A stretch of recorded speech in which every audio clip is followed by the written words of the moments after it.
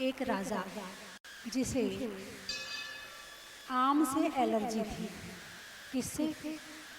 आम से। वो राजा एक दिन बाग में घूमने के लिए गया। गर्मी का मौसम था, पेड़ों पर आम लगे थे। राजा का जी ललचा गया आम को देखकर। आम उसे बड़े प्रिय थे। वो आम के पेड़ के नीचे जाके बैठ गया। मंत्री ने कहा, महाराज आप यहाँ ना बैठे, आम आपकी जिंदगी ले सकता है। आम से आपको एलर्जी है और इतनी एलर्जी है कि आपकी मृत्यु हो जाएगी। राजा ने कहा, बैठे ही तो हूँ, खा थोड़ी रहा हूँ। ठीक है। थोड़ी देर के बाद राजा उठा और जो आम के गुच्छे लटक रहे थे उन्हें छूने लगा। तो मंत्री ने फिर मना किया, महाराज आप ऐसा ना करें, ये आम आपको नुकसान करते हैं, आपकी मृत्यु हो जाएगी। बोले, छू तो ही रहा हूँ, खा थोड़ी रहा हूँ। बड़े ध्यान से देखे जा रहा। मंत्री ने कहा, महाराज इसे आप मत देखो, देखने के बाद आपका मन ललचा जाएगा। बहुत निवेदन के, लेकिन राजा नहीं माना और राजा ने फिर आम तोड़ा। आम तोड़ के फिर नीचे बैठ गया आम के पेड़ के, उसे ऐसे ऐसे छूने लगा। मंत्री ने फिर मना किया, राजा फिर नहीं माना। आखिरकार राजा ने आम खा लिया और राजा मर गया। सबसे पांचों इंद्रियों में आम सबसे पहले किसने देखा था? नाक ने कि कान ने कि मुंह ने? किसने देखा था? आंख ने। मेरे कहने का मतलब समझो कि आंख जो है वो सबसे ज्यादा सक्रिय है। पूरी पांचों इंद्रियों में सबसे ज्यादा सक्रिय इंद्री कौन सी है? आंख। आप मुंह से दिन भर खाते नहीं हो, कान से दिन भर सुनते नहीं हो, नाक से दिन भर सूंघते नहीं हो, शरीर से दिन भर काम नहीं करते हो, लेकिन आंख से पूरे दिन देखते रहते हो। यदि बाहर का सबसे ज्यादा विषय हमारे आत्मा के अंदर जाता है तो आंख के माध्यम से जाता है। पहले रेडियो चलते थे, अब बंद हो गए। क्यों बंद हो गए रेडियो? इसलिए बंद हो गए कि आंख से देखने वाला आ गया कि आंखों से भी दिख रहा है, कानों से भी सुन रहा है। जब तक आंखों से नहीं देखो तब तक तृप्ति नहीं होती है। रेडियो था, ठीक है, रेडियो एक कान अकेले में सुन लेता, हो गया, आंखों से थोड़ी दिखता है। लेकिन जब तक आंख से ना दिखे मन को शांति नहीं मिलती। किसी की आवाज सुनी है, जब तक उसे आंखों से ना देख लो, ढूंढते रहो कहाँ है, कौन है, कैसा है। घर में कहीं आवाज आई है, किसी कमरे में आवाज आई, जाके देखोगे, आवाज सुनाई पड़ी, उससे तृप्ति नहीं हुई।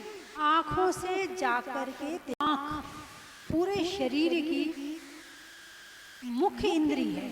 मुख्य तो अपनी अपनी जगह सारी है, लेकिन देखा जाए तो जितना बाहर का विषय है वो आंखों के माध्यम से अंदर जाता है। फैशन किसके लिए करते हो? कान के लिए, नाक के लिए, किसके लिए करते? मुंह के लिए। फैशन किसके लिए करते हो?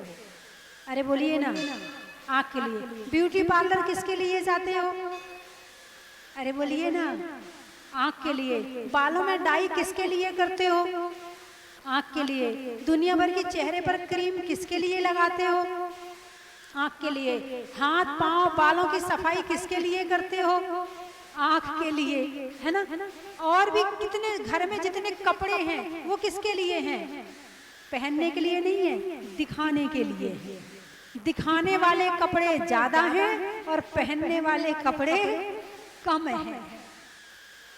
बाजार में भी आप देखो कितने तरह की सामग्री है।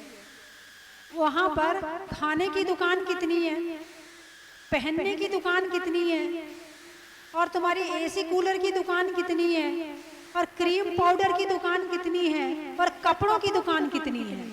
सबसे ज्यादा आइटम दिखाने वाला है, सबसे ज्यादा आइटम। अच्छी कोठी बनाना है, किसके लिए? अरे बोलिए ना, अच्छी कोठी किसके लिए बनाओगे? आंखों के लिए। मिट्टी का मकान अच्छा नहीं लगता, पत्थर का अच्छा लगता है, चमकता है, सुंदर लगता है, बढ़िया लगता है। किसके लिए? आंखों के लिए। यानी आज यदि आप कमाई कर रहे हो तो उस कमाई का 60% हिस्सा आप आंखों के लिए कर रहे हो। मोबाइल किसके लिए है? मोबाइल में देखते ज्यादा हो कि सुनते ज्यादा हो? देखते ज्यादा है, वो भी आंखों के लिए है। टीवी किसके लिए है? आंखों के लिए है। कंप्यूटर किसके लिए है? आंखों के लिए है। यानी जितना ज्यादा से ज्यादा दुनिया का सामान है वो आंखों के लिए है। एक होती है आवश्यकता और एक होती है इच्छा। आवश्यकता पूर्ति हो सकती है मगर इच्छाओं की पूर्ति नहीं हो सकती है। आवश्यकता की पूर्ति संभव है मगर इच्छाओं की पूर्ति संभव नहीं है। और सबसे ज्यादा इच्छाएं जो हैं वो आंखों की हैं। अलमारियों में कितने कपड़े भरे पड़े और अभी भी और खरीदने हैं। किसके लिए? अरे बोलिए ना, यदि पहनने के लिए कपड़े चाहिए तो 4 जोड़ी बहुत है, 10 जोड़ी बहुत है, 20 जोड़ी बहुत है। इससे ज्यादा की क्या जरूरत है? आंखें कहती नहीं, अभी तो वो वाली डिजाइन का वो सुंदर सा चला ना, वो पहनना है। सुबह ये पहनेंगे, शाम को ये पहनेंगे, दोपहर में ये पहनेंगे, रात में ये पहनेंगे। ये किसके लिए है? अरे बोलिए ना, आंखों के लिए। आंखों का विषय वर्तमान समय में बहुत बढ़ गया है। पहले तो इतना नहीं था, है ना। पहले के समय में तो लोग अपने किसी शादी में जाते थे तो कुर्ता कंधे में टांग लेते थे। क्या करते थे?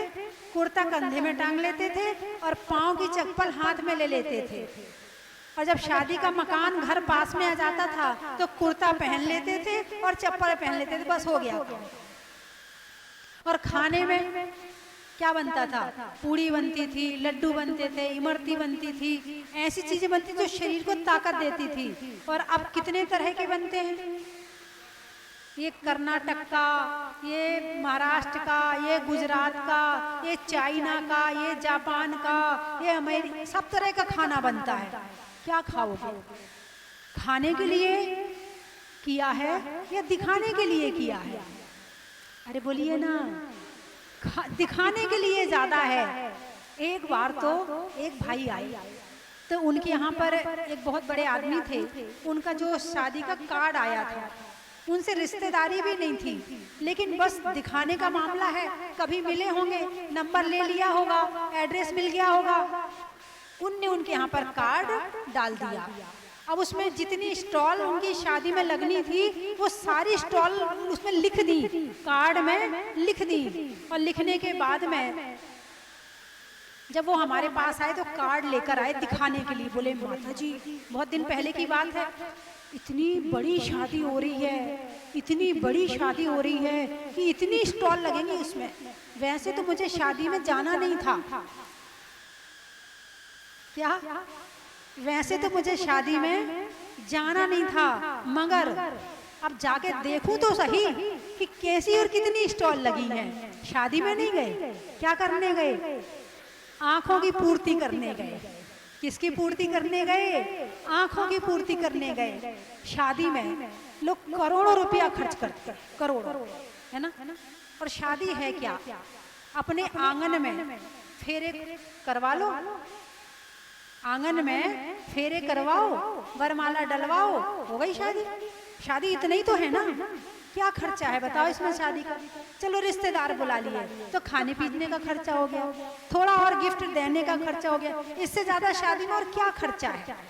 लोग कहते हैं हमने 10 करोड़ की शादी करी, तो 10 करोड़ के मतलब तुमने अपनी बिटिया को 10 करोड़ दिए? नहीं नहीं, तो फिर 10 करोड़ की शादी का क्या मतलब होता है? मैंने 2 करोड़ का तो टेंट किया, 1 करोड़ का खाना किया है, 2 करोड़ बैंड वाले को दिए, होटल बुक करी, 2 करोड़ खाने में, मतलब 10 करोड़ ना तो बिटिया के घर गए, ना तुम्हारे पास रहे, ना मंदिर में गए। वो जो करोड़ रुपए थे, 10 करोड़, वो इन आंखों में खर्च कर दिए। और मजे किसके हुए? टेंट वालों के, बैंड वालों के, होटल वालों के, खाने वालों के, इनके मजे आ गए। और तुमने कहा हमने बहुत अच्छी शादी करी, इसमें अच्छी क्या है वो बताओ मुझे। अभी यहाँ भी मुझे बता रहे थे, बोले सोनागिर में 5-7 लाख रुपए में पूरी शादी हो जाती है। मैंने कहा 5-7 लाख, लोग तो करोड़ों खर्च करता, तुम्हारे यहाँ 5-7 लाख में कैसे शादी हो जाती? बोले हमारे यहाँ की वरमाला, खाना हमारा, टेंट हमारा, बैंड हमारा, सब हमारा, केवल दूल्हा दुल्हन को लाओ और शादी करके ले जाओ 5-7 लाख रुपए में। बस वही बात है, जितना दिखावा होटल में होता है उतना दिखावा यहाँ नहीं होता होगा। ऐसे ही वहाँ जहाजपुर में भी एक व्यवस्था कर दी है, वहाँ भी लोग आते हैं और शादी करके 2-4 लाख में काम हो जाता है। तो दिखावा कम करेंगे तो जिंदगी में कम खर्चे होंगे, और दिखावा जितना ज्यादा करेंगे उतने ज्यादा खर्चे होंगे। अब लोग दिखावा करने के लिए फैक्ट्री खोल ली, ठीक है, अब फैक्ट्री, पैसे तो थे नहीं, क्या किया फिर? लोन ले लिया। अब फैक्ट्री बढ़िया खोली है तो बढ़िया गाड़ी भी होनी चाहिए, तो बढ़िया गाड़ी भी खरीद ली, है ना।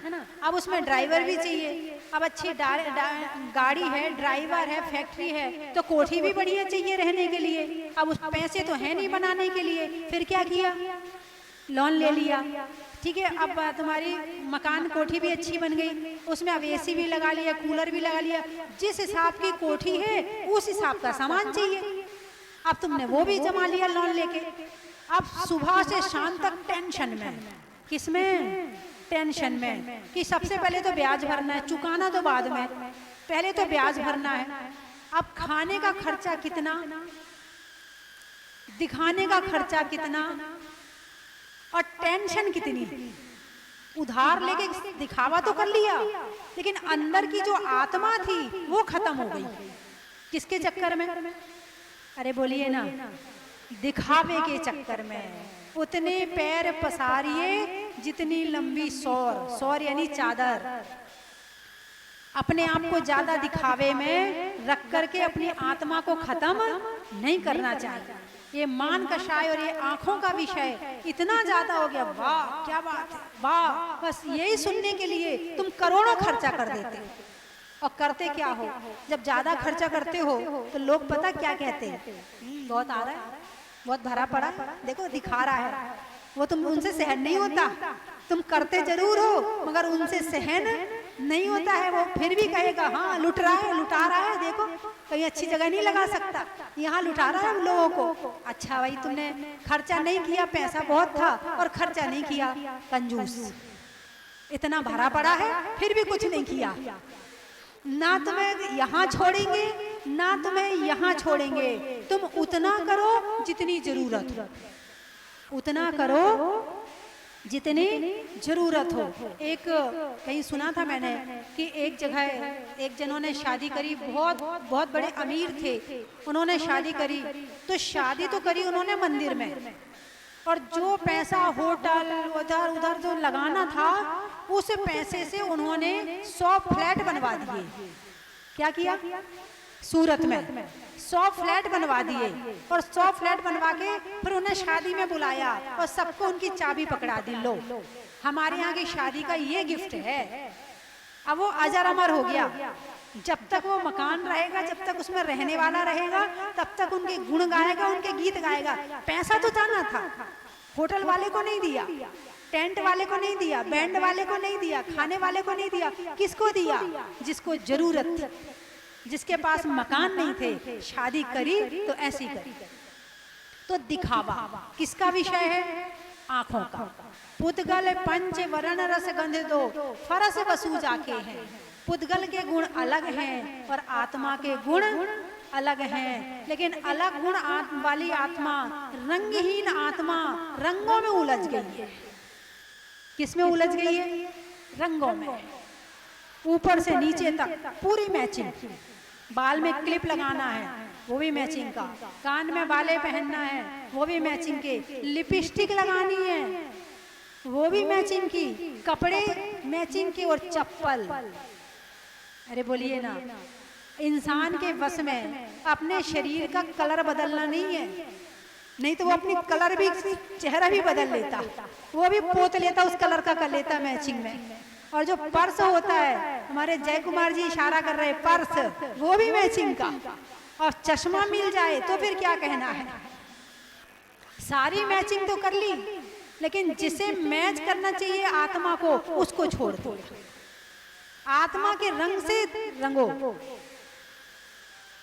एक बार एक बहन जी आई, खुद पूरी मैचिंग की थी, पर 3 साल की लड़की थी, ये 2 साल की लड़की, वो भी पूरी ऊपर से नीचे तक मैचिंग थी।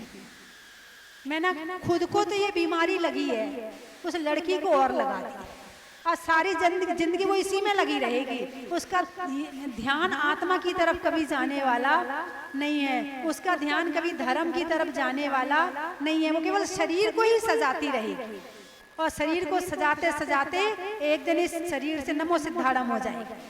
तो आंख का विषय किसको कंट्रोल करना है। अब आप देखो, कान में ढक्कन है क्या, कान को बंद कर सकते हो क्या? अरे बोलिए ना, नहीं कर सकते। नाक को बंद कर सकते हो क्या? नहीं कर सकते। मुंह को बंद कर सकते हो क्या? क्यों नहीं कर सकते?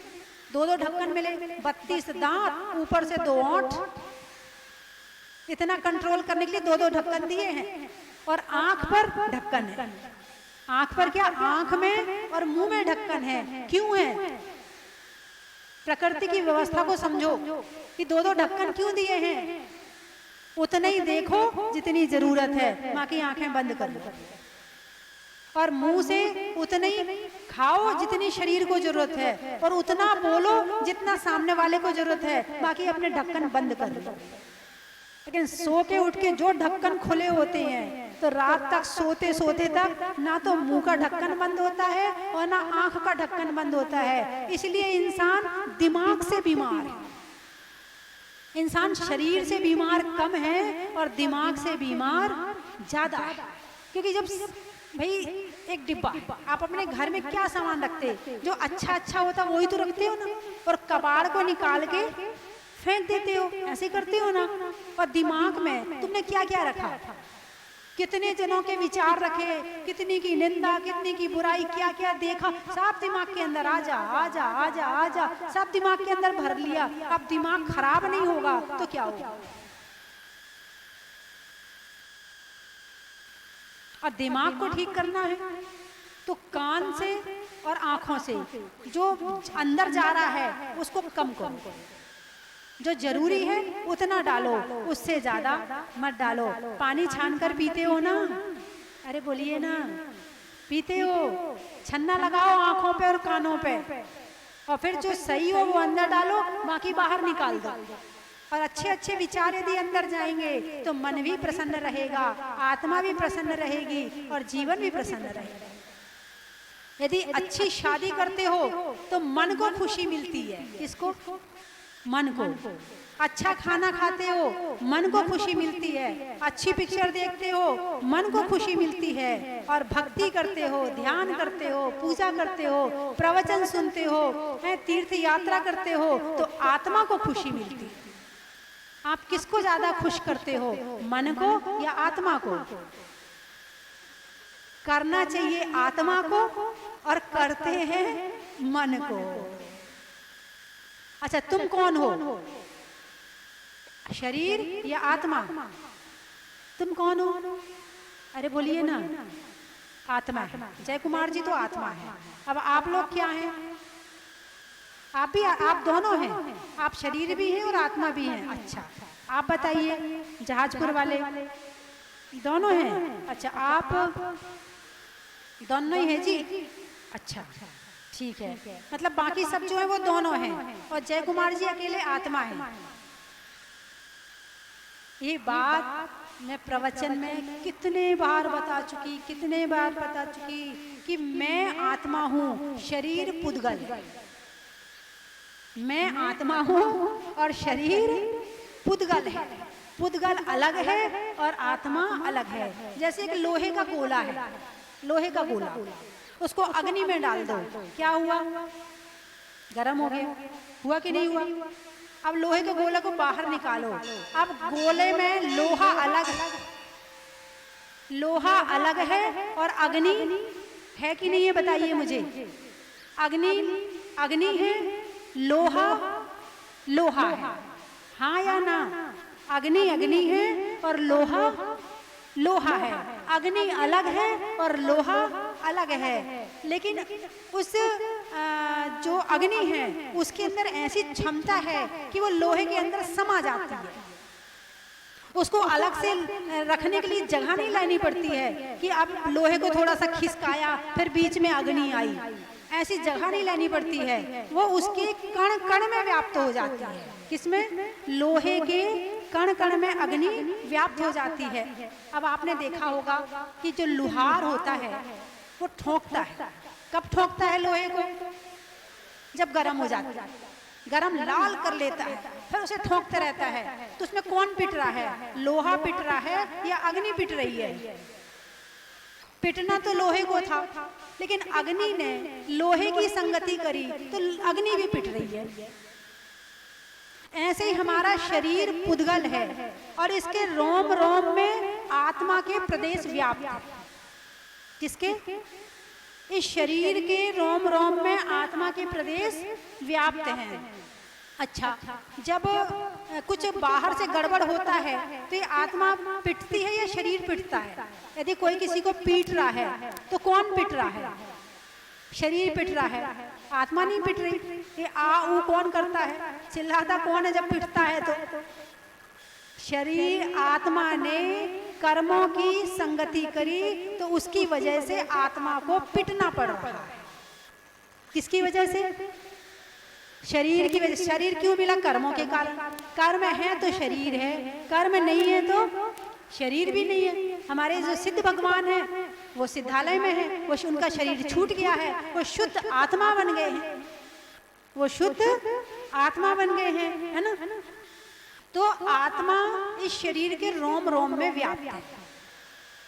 शरीर अलग है, आत्मा अलग है, लोहा अलग है, अग्नि अलग है ना? जब इस शरीर से आत्मा निकल जाती है तो जैसे लोहे से अग्नि निकल जाए तो वो ठंडा हो जाता, ऐसे इस शरीर से आत्मा निकल जाए ये भी निष्क्रिय हो जाता है। इसमें गर्मी कब तक है? बोले हाथ गर्म है, बोले पैर गर्म है, बोले गर्म तो रहने चाहिए। शरीर के कुछ स्थान ऐसे हैं जो हमेशा गर्म रहते हैं। कब तक ये गर्म रहेंगे? अरे बोलिए ना, जब तक इसमें आत्मा है, यानी कितनी भी ठंड लग जाए लेकिन कुछ स्थान तो हमेशा गर्म रहेंगे। कब तक? जब तक आत्मा है। और जैसे ही इसमें से आत्मा निकली फिर ये पूरा ठंडा पड़ जाएगा। लोग कहते हैं ना वो ठंडे हो गए, कहते नहीं कहते? क्या कहते हैं? वो शांत हो गए। क्या कहते हैं?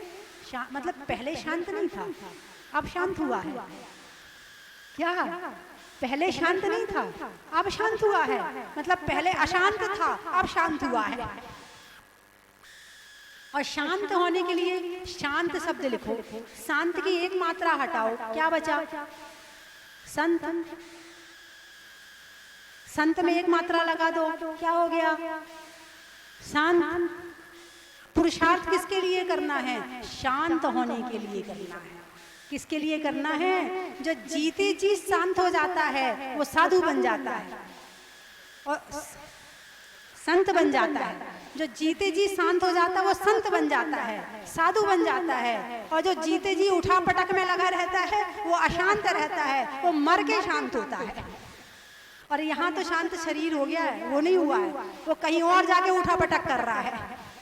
वो यहाँ की उठापटक छूट गई क्योंकि शरीर छूट गया।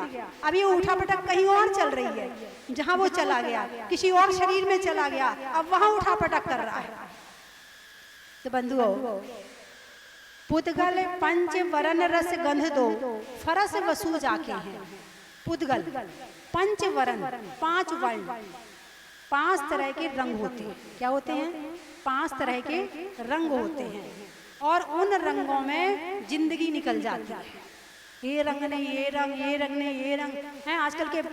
पहले तो तुम लोग कम से कम बहुत बड़े हुए ना, उसके बाद रंगों का ज्ञान हुआ। आजकल के वो छोटे छोटे बच्चे कपड़ा पहना, ये नहीं पहनना, ये नहीं पहनना, ये नहीं पहनना, फेंक देते, ये रंग अच्छा नहीं लगता। यानी उन बच्चों में ये इच्छाएं अभी से इतनी जागृत हो गई हैं, ये बड़े होकर कहाँ पहुंची। तुम्हें जो चीज 25 वर्ष में मिली थी, उन्हें वो चीज 5 साल में मिल गई। अब वो 25 साल में क्या करेंगे। तुम्हें आशा थी, 5 साल में वो चीज चाहिए थी, मिली नहीं, माँ बाप ने नहीं दी, 10 साल में भी नहीं दी, 15 में भी नहीं दी। जब तुम 25 साल के हुए तब दिए, तो 20 साल आशा थी कि 25 में वो चीज मिलेगी। अब उनको 20 साल, 5 साल में वो चीज मिल गई, 20 साल तो उनके खत्म हो गए।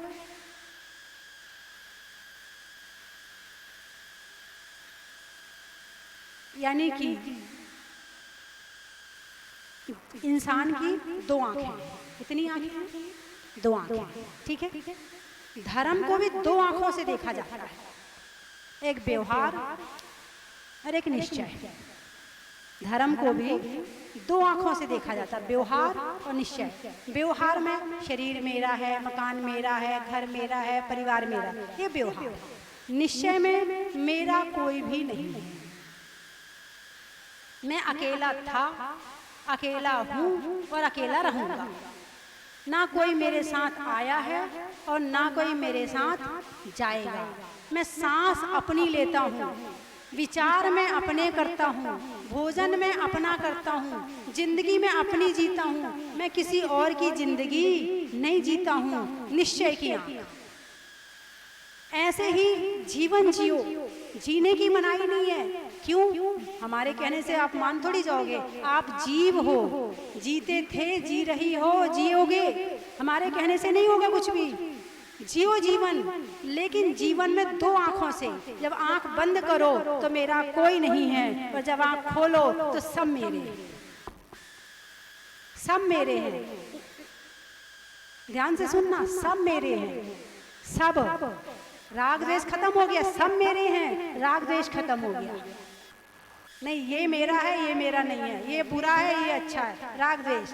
आंख बंद हो तो कोई मेरा नहीं है, और आंख खुले तो सब मेरे हैं। सबका मतलब समझ गए? प्रेम भाव हो सब जीवों से, गुणी जनों पर हर्ष प्रभो, करुणा स्रोत बहे दुखियों में, दुर्जन में मध्यस्थ प्रभो। ये 4 भावनाओं के साथ में आंख खोलो, ये 4 भावनाओं के साथ अच्छा हो जाएगा। और आंख बंद करके अपनी आत्मा की तरफ जाओगे तो ये जीवन परमानंद हो जाएगा। रंगों में मत उलझे रहो। आज से एक काम कर लो, चलो एक नियम दे देती हूँ। किसी भी रंग को बुरा नहीं कहना और किसी भी रंग को अच्छा नहीं कहना। इसमें दान भी नहीं देना पड़ रहा, कुछ भी नहीं करना पड़ रहा, केवल इतना सा करना है कि किसी रंग को बुरा नहीं कहना और किसी रंग को अच्छा नहीं कहना। ऐसा हो सकता है क्या? चलो इतना नहीं हो पाएगा, मैं समझती हूँ। ये सोच लो कि आप किसी रंग को बुरा नहीं कहोगे, अच्छा कह सकते हो। चलो अच्छा कह सकते हो, बुरा नहीं कह सकते हो। ले सकते हो नियम? रोम रोम में राग द्वेष भरा पड़ा है, रोम रोम में। कब हो जाता है पता नहीं चलता है। ले सकते हो एक छोटा सा नियम कि किसी भी रंग को बुरा नहीं कहेंगे। हाथ उठाओ, हाँ उठाओ। यदि आप कर सकते हो तो उठाओ, अच्छे से उठाओ।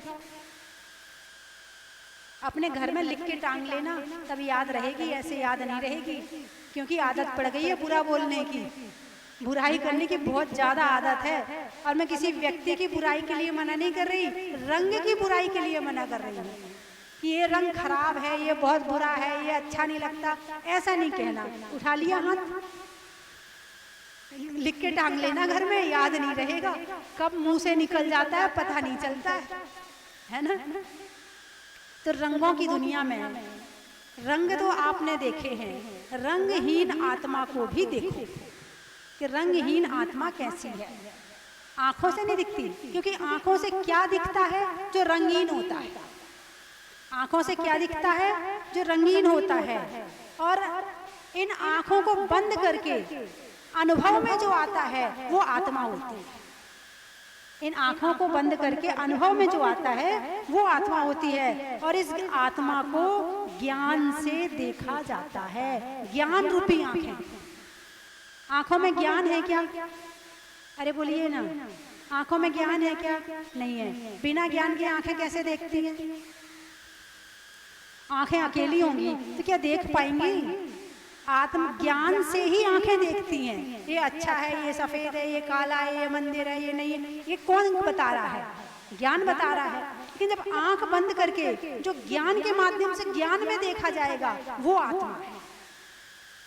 तो आज तक कौन सी चीज देखी? आंख बंद करने वाली चीज देखी या केवल आंख खोलने वाली चीज देखी?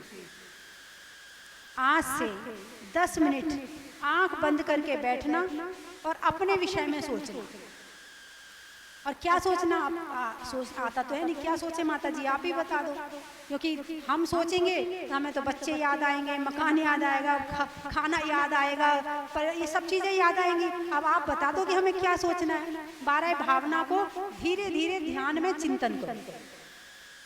आप पूजा करते हो, पूजा की जयमाला याद है, उसे ध्यान में ले लो। 24 भगवान की जयमाला याद है, उसे ध्यान में ले लो। यानी जो आपको याद है उसको ध्यान में ले लो, और एक एक लाइन को धीरे धीरे धीरे पढ़ते पढ़ते पढ़ते पढ़ते ध्यान में, और फिर बैठो आप। उतनी देर के लिए आपका शरीर छूट गया। छूटा कि नहीं छूटा? आपका ध्यान शरीर से हटा कि नहीं हटा? और जैसे ही शरीर से ध्यान हटा और जैसे ही ज्ञान में आया, बस हम अपने में आ गए। अपने में आने में क्या करना है? कुछ भी नहीं करना है, बस अपने को जो चिंतन मनन है वो शुरू कर दो। तो हमारा ध्यान शरीर से हटा, संसार से हटा, या आत्मा में या परमात्मा में, या आत्मा में या परमात्मा में हो गया ध्यान। यही तो करना है। तो निश्चय और व्यवहार। निश्चय की आंख भी खोलो। यदि किसी की 2 आंखें नहीं है, एक आंख से दिखता नहीं है, काना है, क्या कहते हैं उसको? जिसकी एक ना हो, आंख ना हो, से क्या कहते हैं? काना कहते हैं। ऐसे निश्चय और व्यवहार 2 आंखें हैं, और आप निश्चय की आंख नहीं खोलते हैं, केवल व्यवहार की आंख खोल के रखते हैं, तो आप भी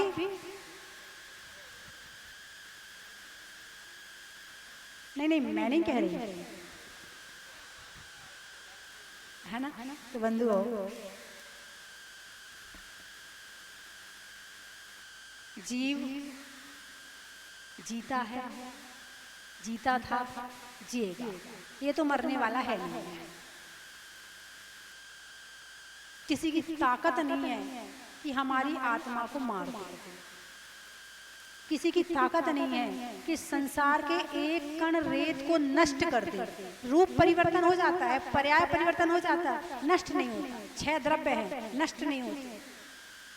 जब कोई हमारी आत्मा को मार नहीं सकता तो हम मरते हैं क्या?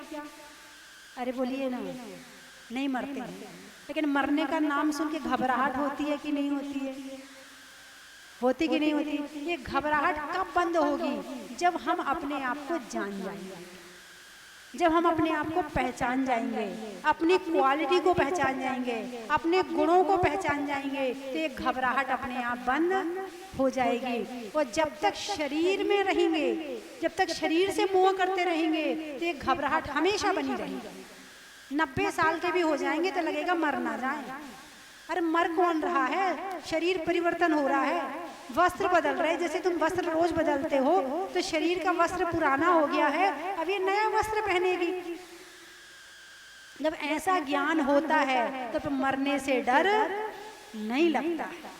तो इसीलिए आज तक शरीर का ज्ञान किया, दुकान मकान सबका ज्ञान किया, लेकिन जो मैं हूं उसका ज्ञान नहीं किया। मैं कौन हूं? आप बोलिए, 2 हो या 1 हो?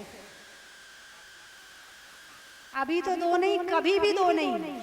हमेशा 1 थे, 1 हैं और 1 रहेंगे। कर्मों के कारण शरीर में रहना पड़ रहा है, कर्मों के कारण शरीर में रहना पड़ रहा है, वरना मेरा स्वभाव तो शरीर रहित होने का, सिद्धालय में जाने का। जैसे ये भगवान है ना, जिनके तुम दर्शन करने आए हो, हम ऐसे हैं। जब अपने अंदर आएंगे तो हम भी ऐसे बन जाएंगे। तो किसको देखना है? दूध में पानी अलग है और दूध, हंस क्या करता है? दूध पी लेता है और पानी छोड़ देता है। ऐसे ही शरीर में से हमें अपने आत्मा का ध्यान करना है, आत्मा के विषय में सोचना है, आत्मा को अलग कैसे करें शरीर से वो सोचना है। ठीक है, समाप्त करूं? 3 चीजें बोलूंगी, आपको कहना है, बड़ा ही महत्व है ना। रात्रि में क्षमा का, पैसों में जमा का, और हमारी अपनी आत्मा का। पेड़ में तने का, अनाज में चने का, और अपनी आत्मा को पहचानने का।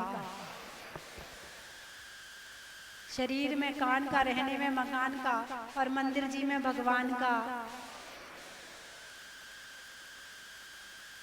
धर्म के संग का, अच्छे काम में नहीं करने में भंग का, और हमारी आत्मा जो है उसके होने में अरंग का।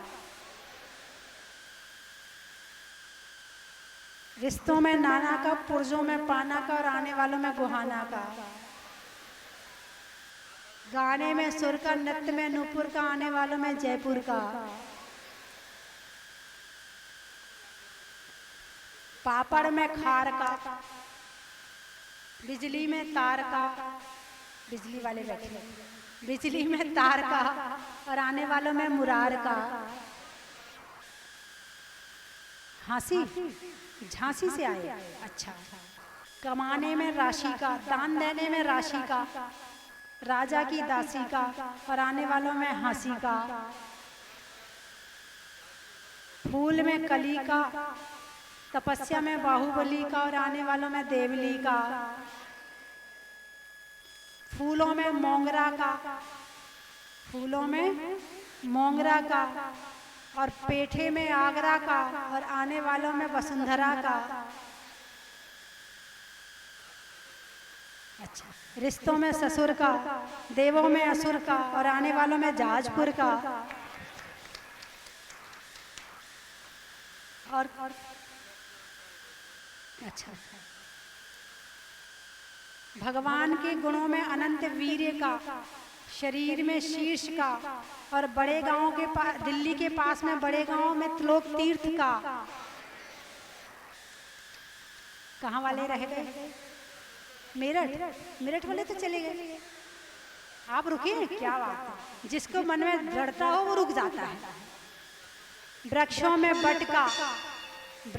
बट का, और लुहार में खटखट का, और आने वालों में मेरठ का।